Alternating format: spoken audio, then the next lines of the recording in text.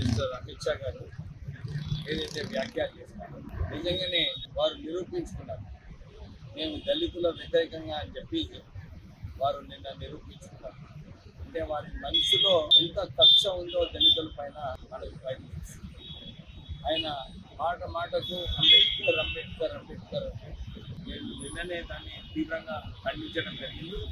బాబాసాహెబ్ అంబేద్కర్ గారు వారు 3000 సంవత్సరాల పునర్వివక్ష వ్యతిరేకంగా ఏదైతే పోరాటం చేశారో, దళితులకు ఆత్మ గౌరవం ఏదైతే బాబాసాహెబ్ అంబేద్కర్ గారు కల్పించారో వారిని కించపరచడం చాలా బాధాకరంగా ఉంది.